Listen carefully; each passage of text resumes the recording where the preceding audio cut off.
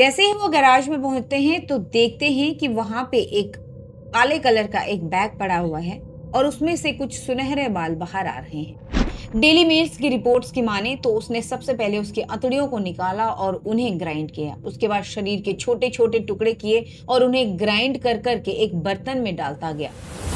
Switzerland के एक मशहूर मॉडल और रैंप वॉक कोच एक दिन अचानक से लापता हो जाती है। उनका कहीं भी कोई सुराग नहीं मिलता, न ही कोई पता चलता है।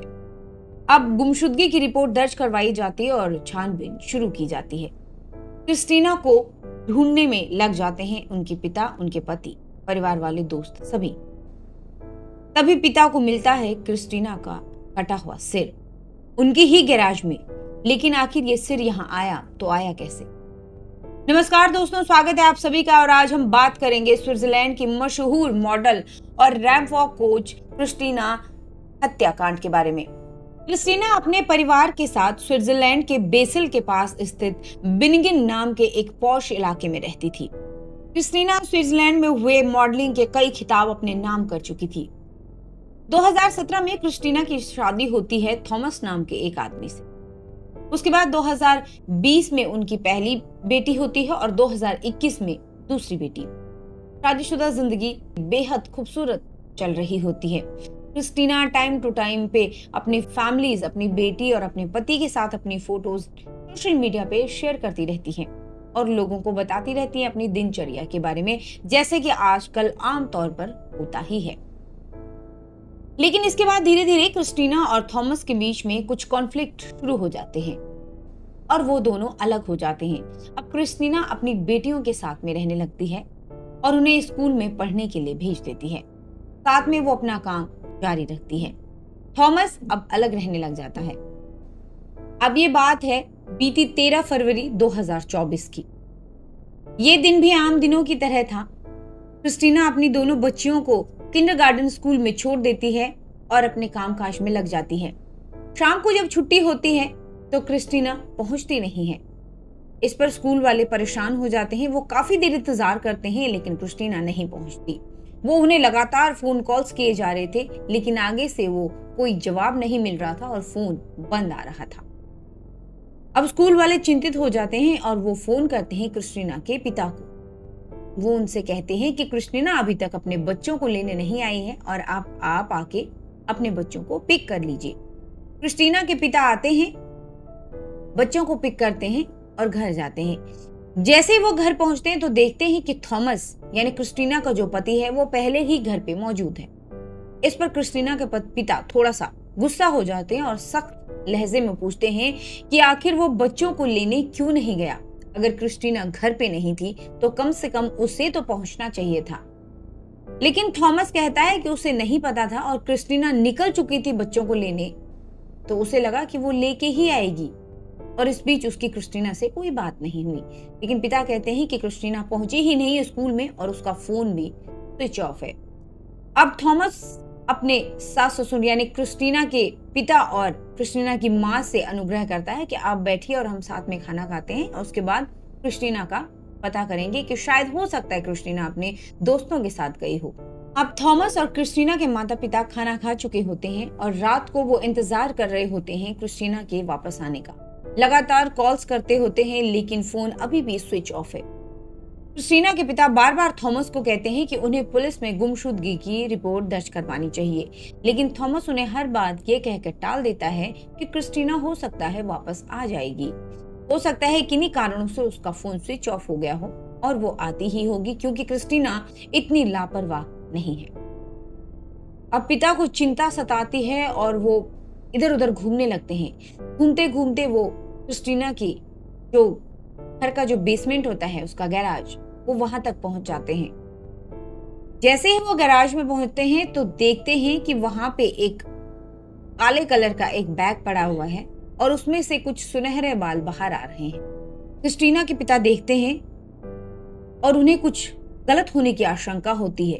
वो भाग कर जाते हैं, पॉलिथीन खोलते हैं तो वो देख के वो सन्न रह जाते हैं। दरअसल उस काले पॉलिथीन बैग के अंदर क्रिस्टीना की कटी हुई सिर कटा हुआ था।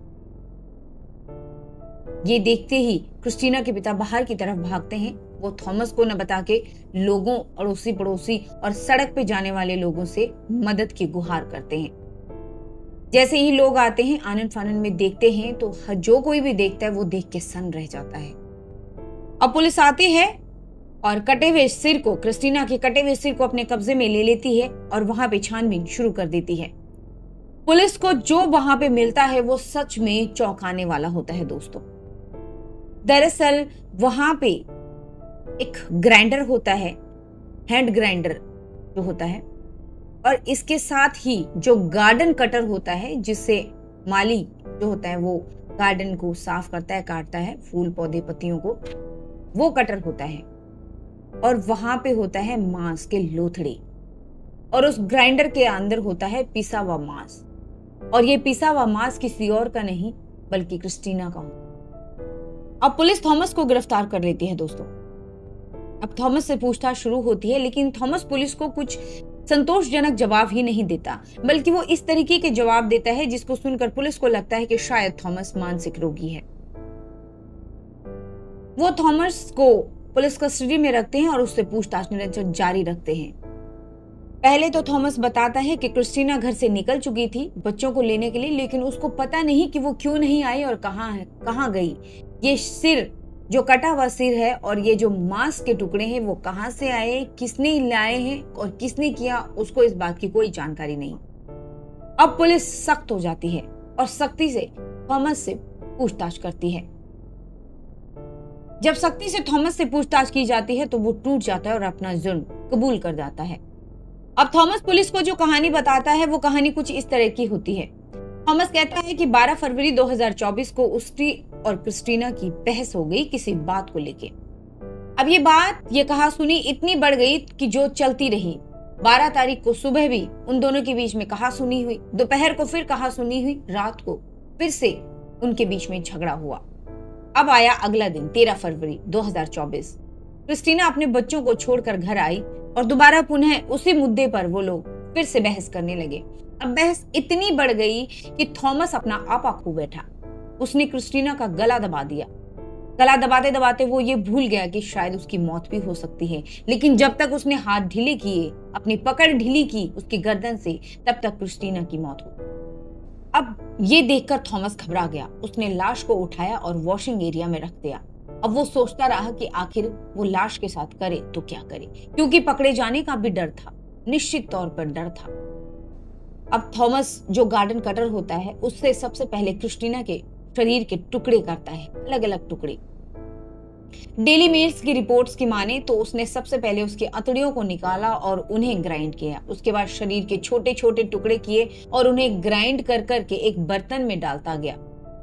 उसको ये था कि वो जो क्रिस्टीना का सिर है उसे वो सबसे बाद में केमिकल से डिस्पोज करेगा, लेकिन उसने पहले ही क्रिस्टीना के पिता ने उसकी लाश देख ली, क्रिस्टीना का सिर देख लिया डस्टबिन में पड़ा हो। अब थॉमस उन टुकड़ों को जमा करता गया और उसमें एक केमिकल डाल दिया ताकि जल्दी से जल्दी जो मांस है वो डिस्पोज हो जाए और उससे बदबू ना आए, लेकिन इससे पहले वो पकड़ा गया। थॉमस पुलिस की हिरासत में है और पुलिस आगे भी इसके अन्य पहलुओं पर भी जांच कर रही है। तो आज की कहानी में इतना ही दोस्तों, लेकिन सोचने वाली बात यह है कि जो हम सोशल मीडिया पे देखते हैं या जो सोशल मीडिया की चमक दमक है, उससे हमारी जो असल जिंदगी है वो बहुत अलग होती है। जरूरी नहीं कि जो सोशल मीडिया पर अच्छा या हंसता हुआ दिखता हो उसकी निजी जिंदगी, उसकी निजी लाइफ भी उतनी ही अच्छी हो, ये जरूरी नहीं होता। तो अपना ख्याल रखिए और आज के लिए इतना ही। अगर आपको हमारी वीडियो अच्छी लगती हो तो लाइक करें, वीडियो को शेयर करें। अगर कोई सजेशन देना चाहते हो तो हमें कमेंट करें और चैनल को सब्सक्राइब करें। धन्यवाद दोस्तों।